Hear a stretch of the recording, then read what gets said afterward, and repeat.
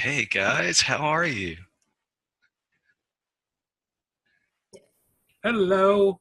Hey, good, Hi. very good to see you. How's everything going? Good. Good. Can you hear us Awesome. okay? Yeah, I hear you just fine. And me? Oh, yes. Yeah, very good. Okay, Good to fantastic. see you, Scott. Yeah, it's been a while since Phoenix. Phoenix. It was Phoenix, September. Yeah. So I really want to thank you guys, first of all, for giving me the opportunity to interview you and share your story with people. Is that okay? Yes. Yeah. Awesome. We're Awesome. happy. So, We're happy to do that. absolutely. Um, So first of all, I want to give you guys props. I know you're both very humble people, uh, but you guys are just really great examples out there in the community of folks who are just giving it their all and taking on a leadership role and uh, and just being such willing givers to anybody who reaches out. And so I want to say thanks on behalf of the whole community for all that you guys do to help us all out. Um, Now, having said that, I'm sure you guys feel like just like the rest of us. Just we're all in this together. We're all learning together. And I know I referred to your humility before, and that's where that comes from. But I'm going to ask you guys to share your story. Tell us a little bit about what you were doing before you found the SFM, how you found it, and well, let's just start there. How did you guys find the SFM? Were you looking for it? Did it just I did it left fall home on your head? early. So it goes back to February 2017, a little over a year ago, and Ruby was taking a trip with her sister to San Francisco, and left me home alone. And Oh, so, yeah. Uh-oh. uh oh.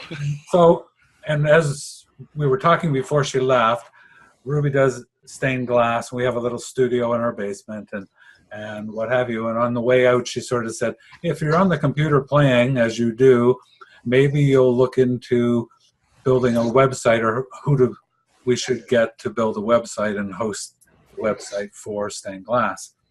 So, of course, then once you start typing in, looking for a website in Google these days, then the next day and the following day, it was just a barrage of ads coming at me for people building websites and all the things online.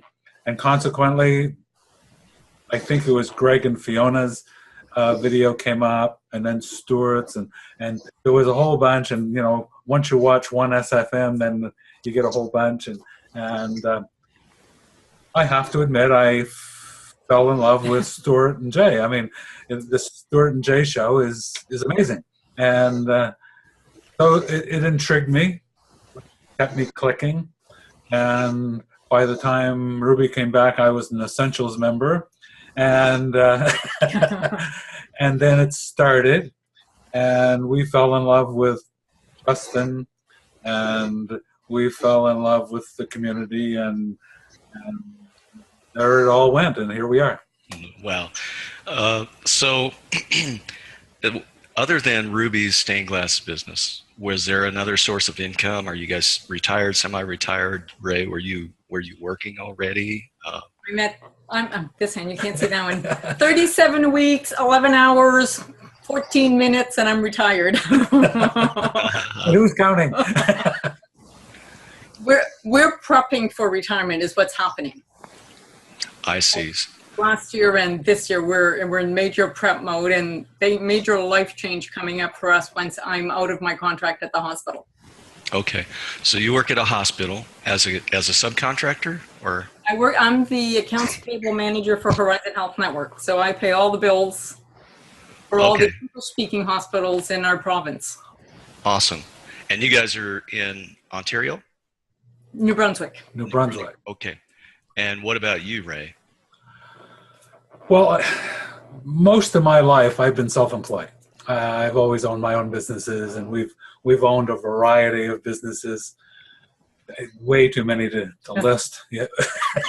and it would just bore people to death. But we've always been self-employed. Ruby and I have spent a lot of time working together. 8 years ago, 10 years ago, yeah, 2007, 2008, we sold our last bricks and mortar business, and we chose to, I've always been intrigued with online, so we chose, Ruby and I combined, to build an online business in advertising.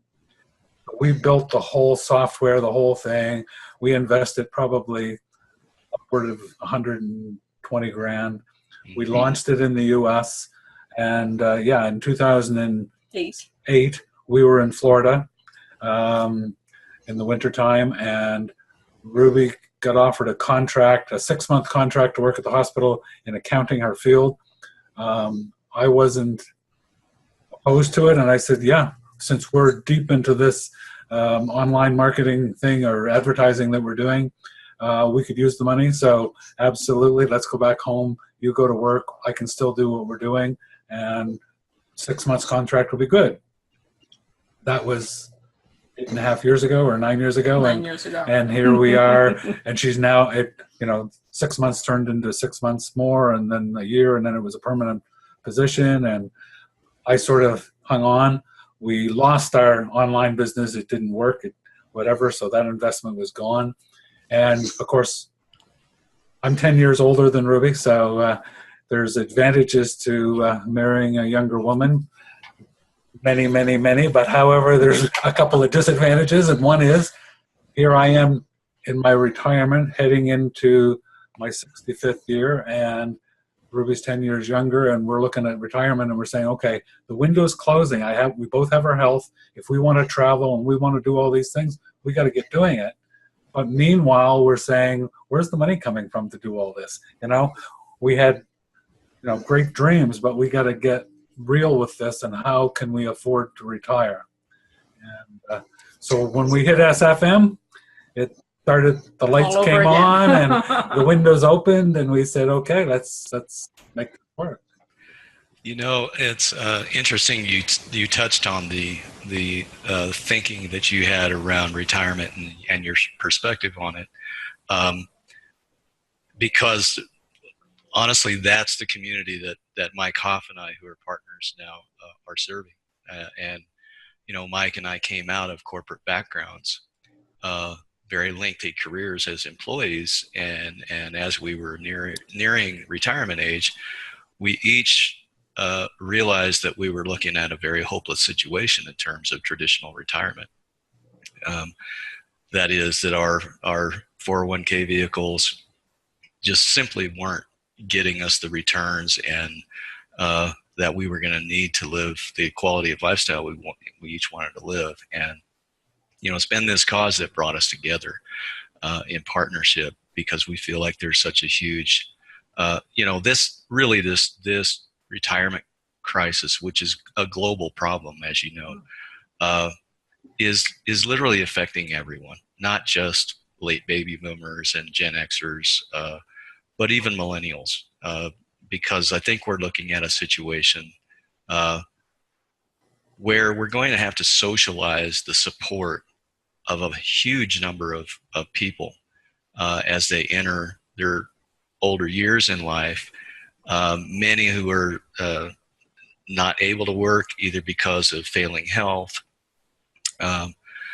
age discrimination being a very real thing in employment, and the fact that when some of our social systems were first created, at least here in the U.S., the number of people paying into the system, or I should say the ratio of people paying into the system and those who were being beneficiaries of it, was much higher ratio than it is today. And so it's interesting that you guys, from your own perspectives as entrepreneurs, as an employee, came to that realization. And I just want to know more about what went into your thinking as you asked that question, where's the money going to come from?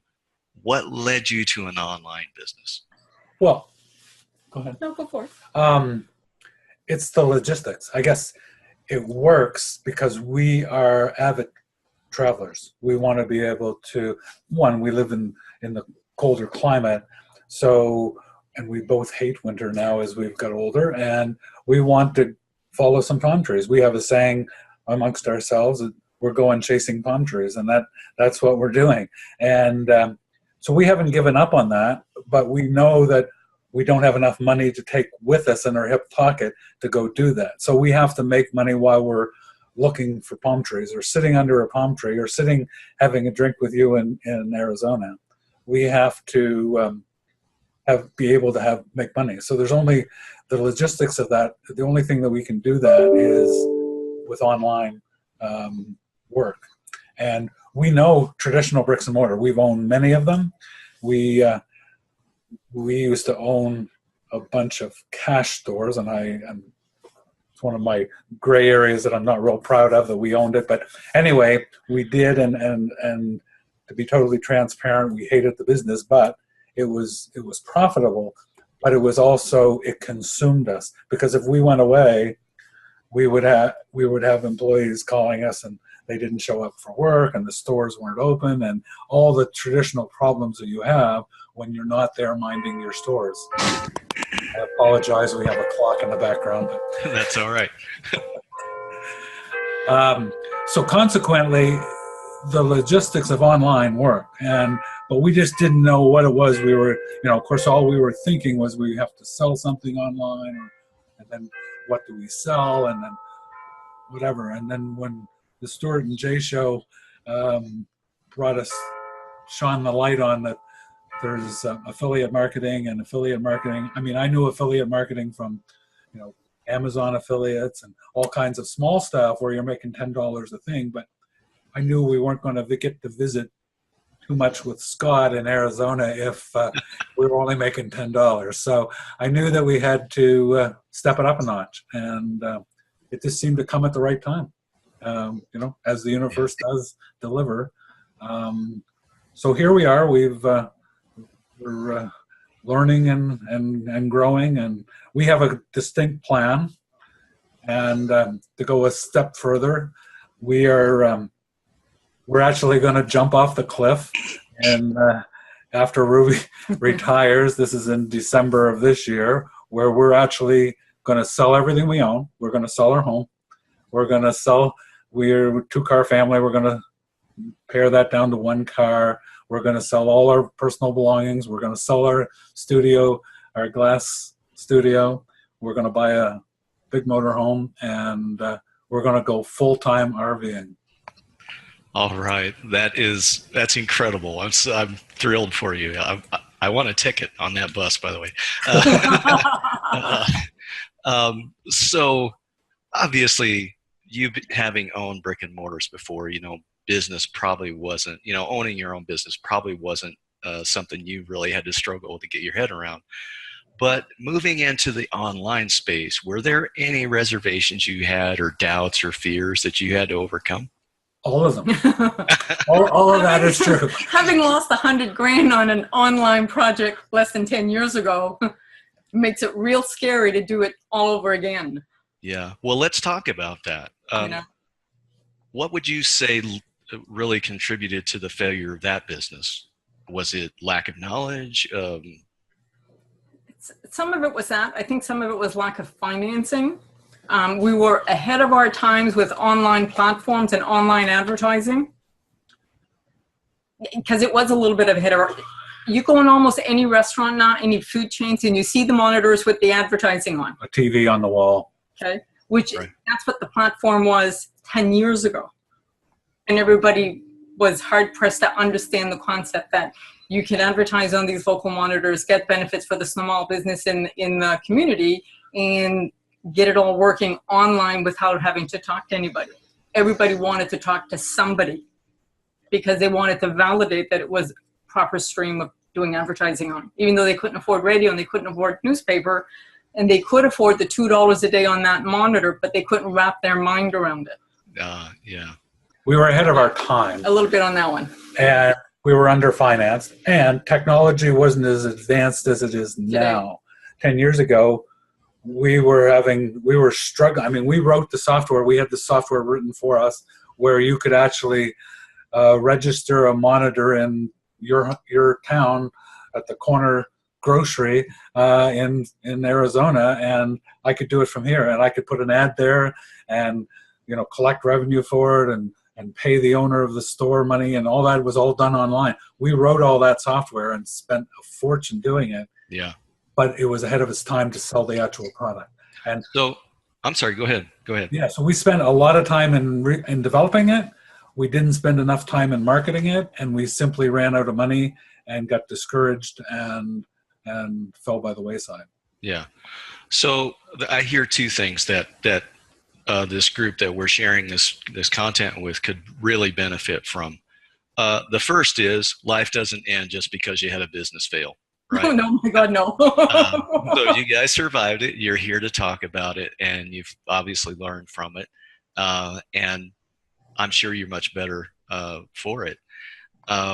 So getting back to jumping into the online arena again.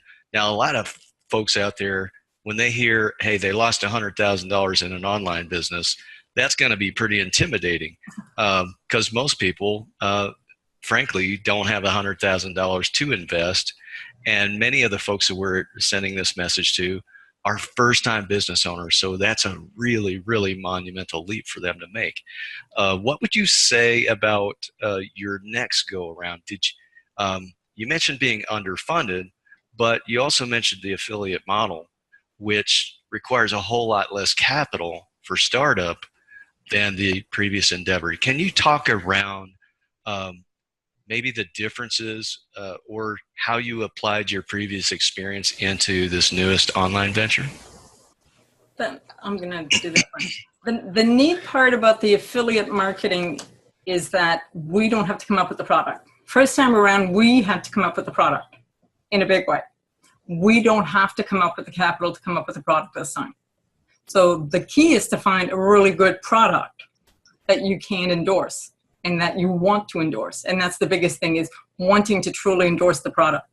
Because if you're just doing affiliate marketing at the low level with products that mean nothing to you, then you're not going to get anywhere either. So you really need to find a niche where you believe in the product, and that's half the battle. And that's the biggest hurdle. And then just getting your feet wet all over again. I mean, losing money doing anything, getting a slap for doing anything is hard to recover from. And sooner or later you just say, okay, it doesn't make any difference, because it just doesn't make any difference. Life doesn't stop. You're not going to stop breathing. You get over the embarrassment of loss and you just keep right on going. It doesn't matter. It really doesn't matter. In 80 years of living, it doesn't matter.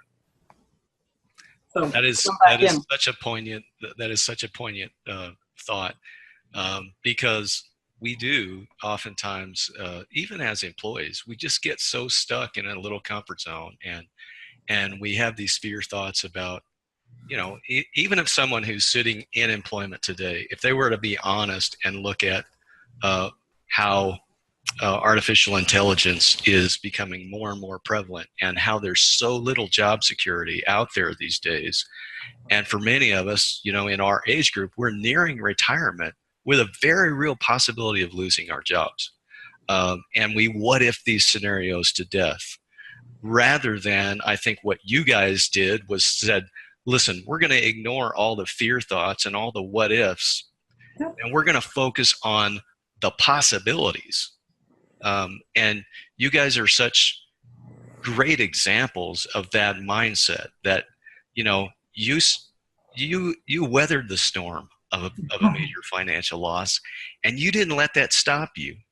You continue to focus on possibility. I just think that is an incredibly poignant thing. Our biggest driving in all of this, Scott, is Ray and I used to work together 24/7. We are always together. And when I took the 6-month contract at the hospital, it was a temporary gap measure. And it just kind of, I'm a workaholic. I don't do anything halfway. So when I jump into a project, I have to see it to an end. Unfortunately, this one got stretched up. But the driving force is, I don't want him dropping me off in the morning to work. We want to be together 24/7. I don't want employees anymore. I don't want to be responsible for somebody else's schedule, so I have to be there because they're showing up. We want to do it on our own agenda. This is the perfect lifestyle for us. That is incredible. That is incredible. So I've kind of gotten off track here on a couple of these because you guys are bringing up so many great points. But let's go back and we started to talk about the fears and here in this community, and I'm sure you guys know this, the big ones that always seem to come up are I'm too old, I'm not technical enough, and I don't have time to start a business. What would you just say to somebody who is out there knowing they need to make a change in their life?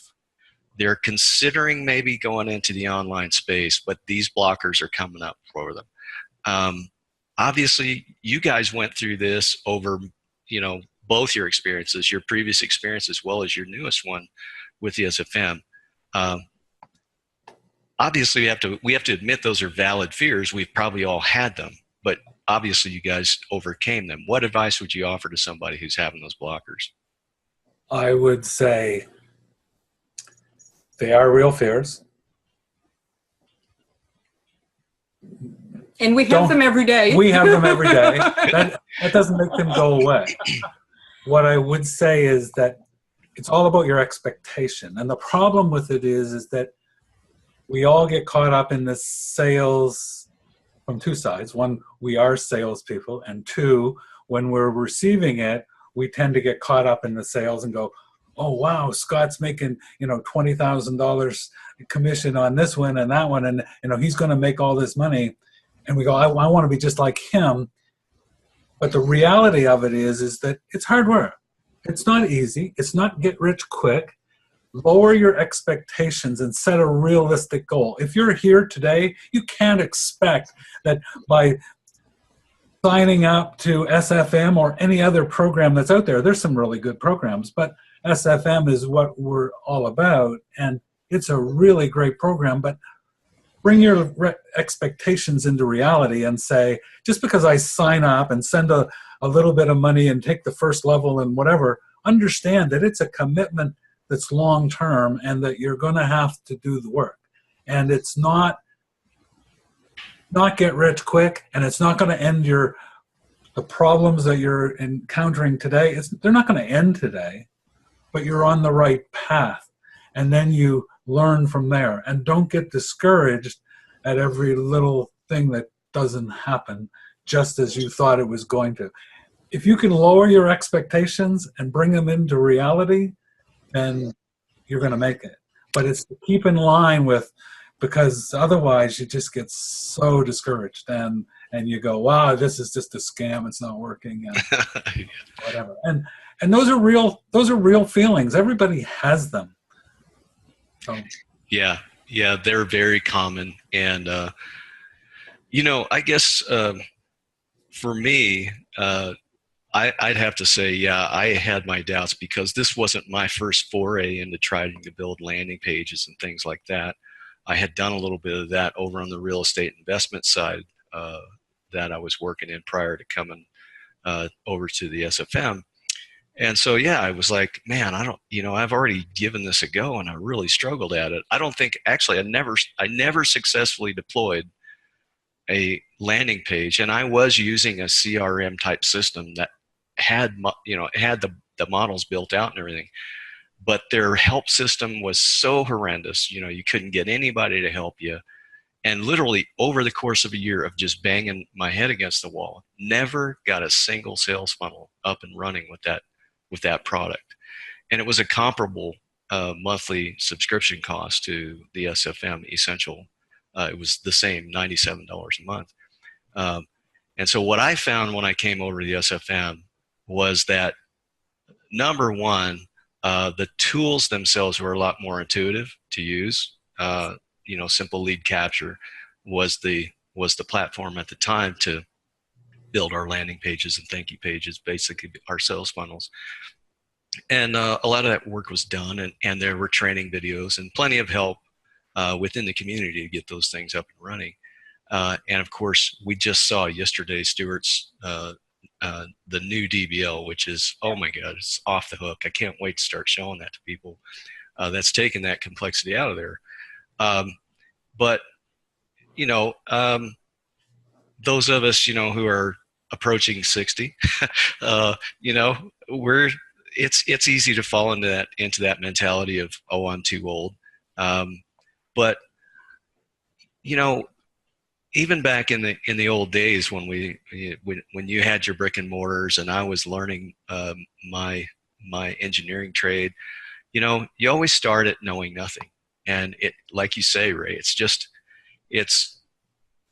it's setting those expectations and understanding that it's a learning process and it does take time, and that and there will be change. You know, we're always, the thing, especially in this day and age, is no matter where you are in the world today and what you're doing to earn a living, you're going to have to reskill again and again and again, because the world's just changing that fast. You know, um, I would say over the course of my working career, I probably had to reskill 3 times. Hmm. You're going to do that in a decade now, you know, at least. I've probably reskilled 40 times. Yeah. Seriously, I am 65 years old. I went to high school, studied electronics. While I was going to high school, at night I did my electrical apprenticeship. So I was both electronic side and electrical. I worked for a TV station. I left that, went into construction, and then into refinery serviceability. So specialized service for refineries and gas plants all throughout North America. I owned a moving company. I worked. I had a 6-month stint as a machinist for doing hard chrome plating and grinding crankshafts. It's been a whatever. But I drove a truck. I drove tractor trailer for a couple of years, delivering all over the USA and delivering Canadian Moosehead beer. Little plug for Moosehead, our local Moosehead company that here in St. John. But yeah, you know, I've done many things, and I am not afraid of doing anything. And it's not that I would ever starve to death, because I have the mentality that I will, you know, if I had to go to work at McDonald's serving burgers tonight, I would, if that's what meant me living. It's not about, you know, I'm too proud to do it. No, I've had a great life, and I think you always have to be there. You always have to have that thermometer. Have you enjoyed your life? If I died tonight, can you say that it's been great? Absolutely, and I can say that. Do I want to die tonight? No. I'm like the country and western song. I want to go to heaven, but I don't want to go tonight. I'm a firm believer that business is changing, and it has changed a lot. I mean, I can just rattle off the changes. I mean, this morning I hear that Toys R Us are now officially gone. They're closing all their stores in the U.S. and the U.K., Canada and Asia. They're selling their assets. But yeah, they're gone. That's throwing 30,000 people out of work. You know, those things just destroy me. And I see today, you know, often Ruby and I are walking through the mall or driving down the street, and I'll say, oh, look at that little store going there, or somebody's building something. And I'll go, man, I would love to talk to the owners of that and know what their business plan is. Because here they are buying a building or renting a building or leasing a building at tremendous square foot cost. They're putting all this money in renovations and organizing it, hiring employees and doing all this to open up. And 3 years from now, they won't be there. And I know that just from my experience. And I could tomorrow go out and this is what I say to people just getting started in SFM and go, you have any idea if you were starting a bricks and mortar business, how slow it is and how much money it takes? Because number one, you got to go rent a space. You've got to sign that lease and start paying the rent on an empty building. Then you got to hire contractors to renovate it. You've got to probably go through a building permit state with the city of what you're going to do and provide drawings and hire architects and build it on paper and then take it and get approval to do it. And all that cost and building permits and whatever, it's just money going out, and you haven't gotten anything yet. Then you got to actually do the renovations, and you got to pay every one of the contractors once a week. They got to be paid. Supplies have to be paid. Where's that money come from? You got to have all your financing in order. You got to have banks that are talking to you over your shoulder saying, okay, we When this is complete, we'll give you more money for the next step. When this is complete, we'll give you more money for the next step. You have everything you own signed to the limit, and you're still going ahead and you haven't made a penny yet. And so anybody who looks at affiliate marketing or an SFM and says, oh my God, it's expensive, they have no idea about expense. Yeah. You know, when you calculate your cost of doing business at having to bring in $1,000 a day before you ever open the door in the morning in order to make ends meet, 7 days a week. Numbers. 7 days a week. Then you know your numbers. We owned a moving company. We had about 150 employees. We had 9 trucks. We had 2 warehouses. We had lots of contracts. We had lots of revenue. Revenue numbers were up there. But every day of the week, I woke up knowing it cost me $1,000 a day, whether we were open or not, just in my overhead, just to exist. And then you get public holidays where you pay all your employees, you haven't made a nickel, your store is closed, and the trucks aren't rolling, nothing's happening, everything is expense and new, whatever. So that's, those overhead type numbers, you've got to know that. And this business is no different, but there's no overhead like that. I mean, yeah. Wow. A computer and, a few pieces of software, but the overhead is, next to nothing. Yeah. Next to nothing. You don't even need the internet in your own residence. Just grab your computer, go to the coffee shop. Yeah. Absolutely. So you just hit on something, Ruby, that I really want to just kind of expand on a little bit here, because this retirement crisis that we're talking about here is so vast, and obviously it touches lives of people such as yourselves who may have had a little bit more capital and a little bit more experience in business to leverage. But you're also talking about people who are literally down to nothing in their nest eggs. They're living paycheck to paycheck, and they're just trying to figure out how am I going to survive 35 years in retirement? Learn a new skill. Exactly. Learn a new skill. And so, they're literally going to struggle. Hey, I can't come up with $97 a month for an essential membership, and what we're talking about is first and foremost a mindset shift. And folks like you are just such great examples of what the right mindset is to be business owners. But literally, folks don't have a choice anymore. They can accept the current model of retirement and what that really implies for most people out there, which is living below the poverty line for 35 plus years in retirement, or finding a way to pull themselves up by the bootstraps and forge ahead. And knowing that you're not alone on that journey is a big deal to folks. What would you say to somebody out there who maybe can't come in and sink a lot of money into paid advertising? Maybe they can't do some of the high ticket stuff initially. But as you know, and I know, there are lots of ways to start small and grow it. I'll give you an example, Scott. When I started, the stained glass was always a hobby for me. It was only ever meant to be a stress reliever. And then you just get to the point where you accumulate so many things that people know you do it and they want to learn how to do it. So a friend asked, do you want to teach me how to do it? And I said, yes. And having gone from that, we decided, well, we may as well have some money coming in to pay for the hobby. And it was, you post a free ad on Kijiji. Which in the U.S. they don't have. But no, but it's an advertising platform. It's like Facebook, but it's not Facebook. It's just advertising. It's identical to Craigslist. Okay. But because you're not known, the people who ask you to do it are fine with it, but the people who don't know you want to be validated that you're a real person with a real space and you're not just online wanting to take their money. So for me, because I hit the stained glass, they could come to the studio and see, yes, it's a real place, it's real people, there's glass here, this is what you'll be fine. But it's finding all those initial steps to validate what you're doing so that you do come across as believable and that you're honest and that what you're trying to do is actually help people. And that's the biggest thing, is you've got to start somewhere. Go to the library, use their computers at no cost. I don't know what it's like in the US, but in Canada, we can go to the public library. The membership is free. The computers are free.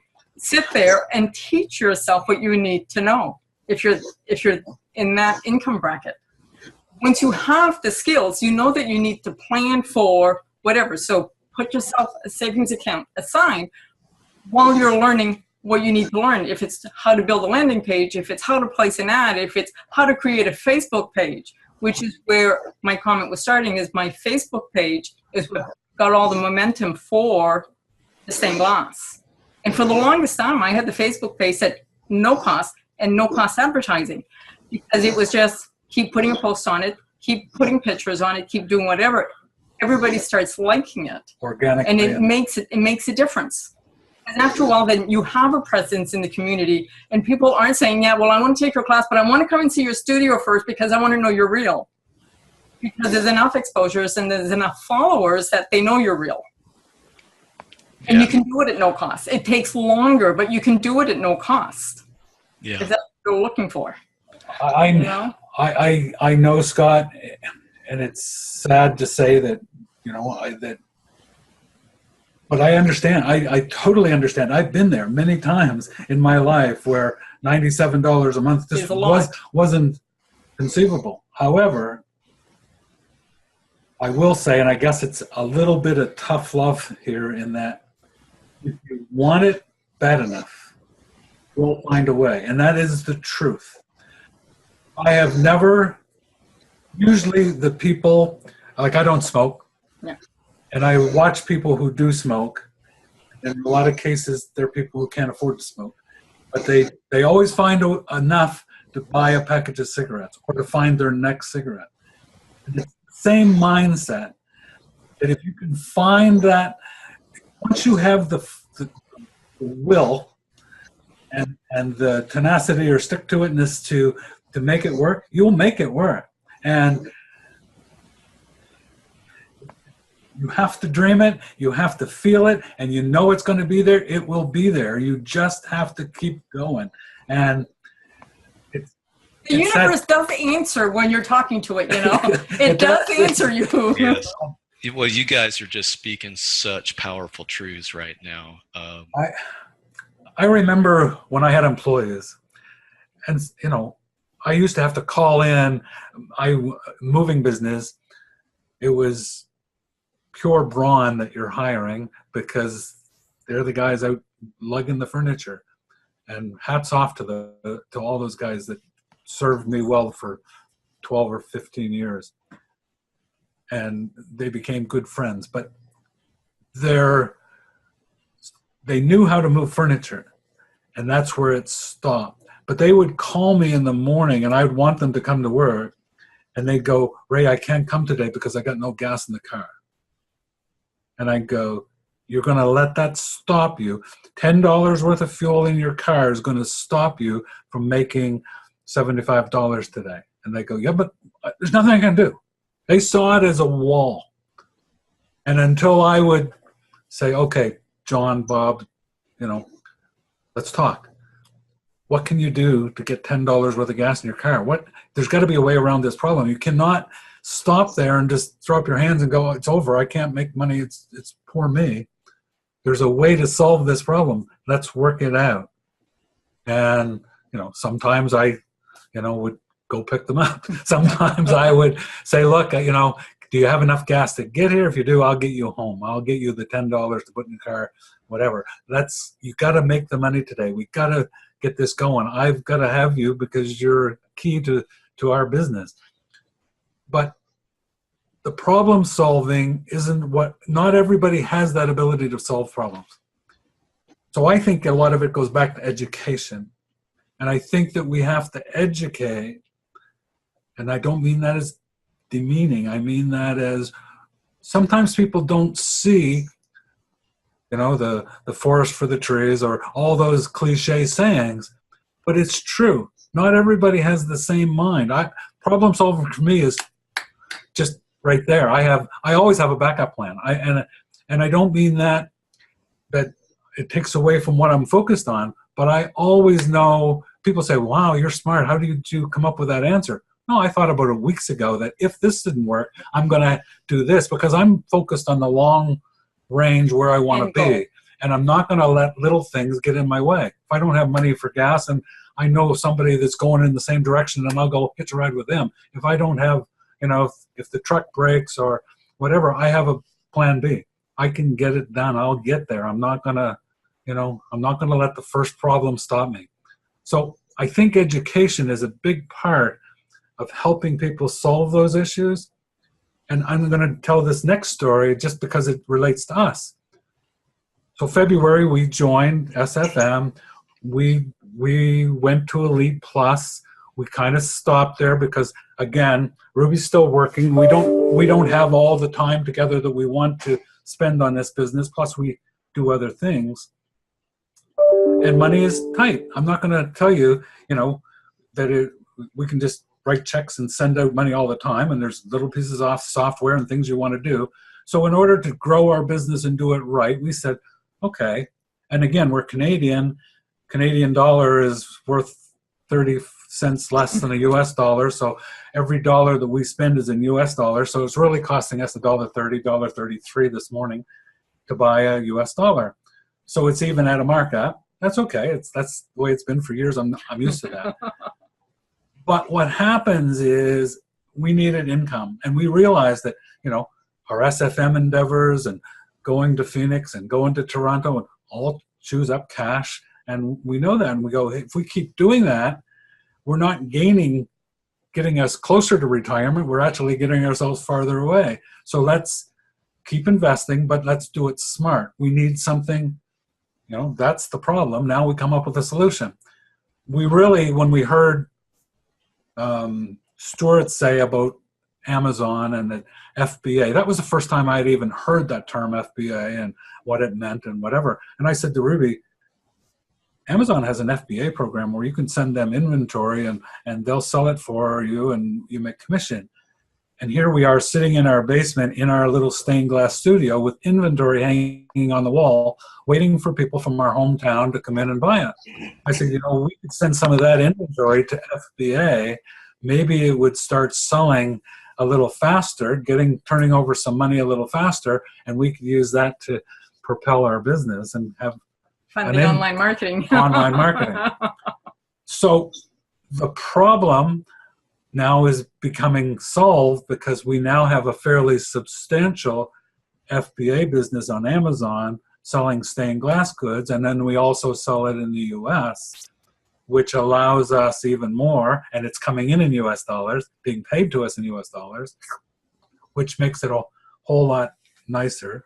So we now have somewhere between $8,000 and $10,000 a month coming in gross sales, not profit, but in gross sales from FBA. But it creates that cash flow, which helps us move forward.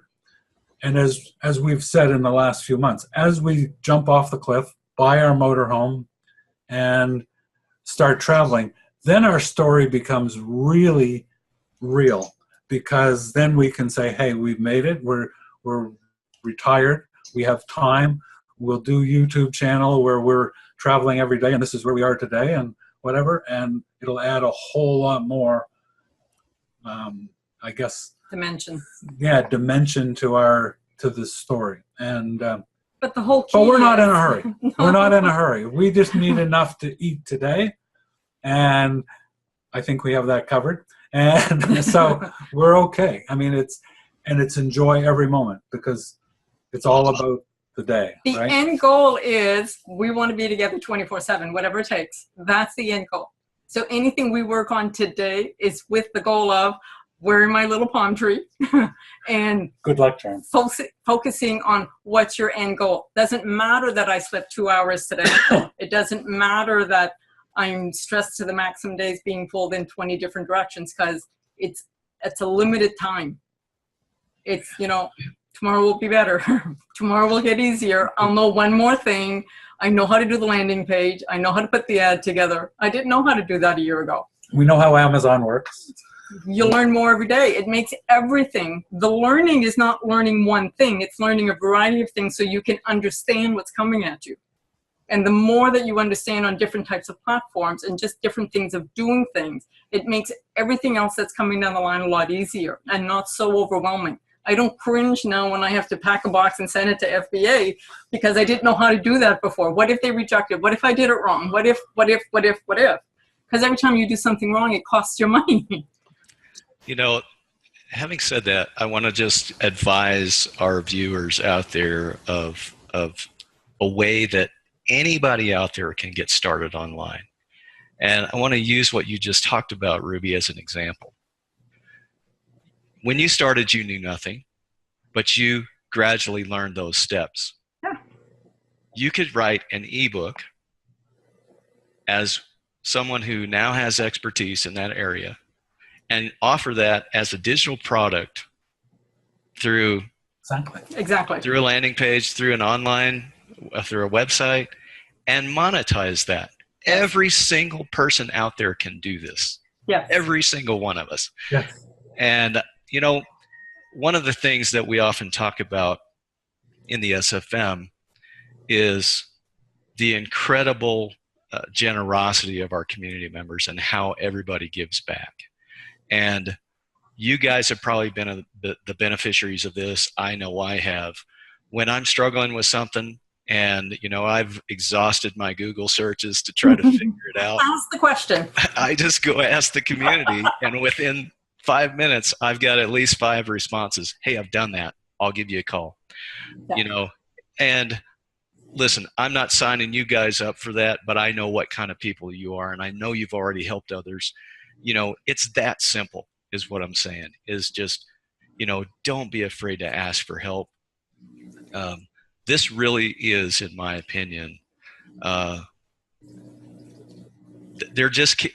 my knowledge, there's no community like this on the planet, among entrepreneurs where everybody has that right mindset and that right heart for giving back and just wanting to help others have success. And, that's what Mike and are building our business around, is the very deep desire to go out and help people who are stuck, as we both were in our former careers, to find a way out of that situation and build that life that they deserve in their older years. I'm still not signing up to being old, but No, I'm not ready to accept that moniker.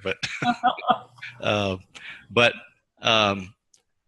I'm sure as folks decide, some of them out there who view this, I'm sure will decide to become members with us.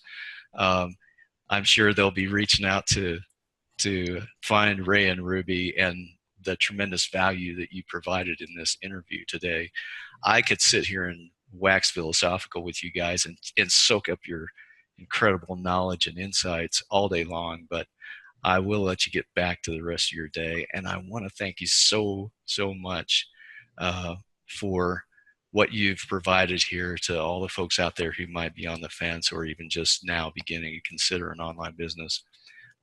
Any last thoughts you want to put out before we? I think that when you're looking at retirement, it's a state of mind. I think that having an online presence is actually a healthy thing because it gives you something to work towards. It's not hard work. It gives you lots of free time. You can do it from anywhere. You can do it on your schedule. You don't have to report anywhere. You can do it in your pajamas. You can do it in bed. You can do it in your lawn chair. The fact is, you need to have something every day to do. I'm a firm believer that the mind, if you keep your mind sharp, you're going to live a long time. And I think that any successful people that you see that are really successful, they live to be a lot older. There's a lot of old successful people around because they never stop and they continue to use their mind and whatever. And I think it's probably the healthiest thing you can do in your older age is to have an online business and challenge your mind and do things. You don't have to do it at a fast pace. You don't have to make $1 million. But I think it's a good thing. I think it's a really good thing, and I think everybody should look at it. And you can do whatever you want to do. You just have to do it. Do something that needs to get done 3 weeks from now so you don't have to think about it anymore. Work 3 weeks ahead of yourself. Awesome. You guys rocked it. Just thank you so much for taking this time to spend with me. I learned a bunch. I know other folks out there will. Wish you guys a magnificent day, and we'll touch base again soon. Thank you. We'll chat soon. Thank you. Bye-bye. Bye.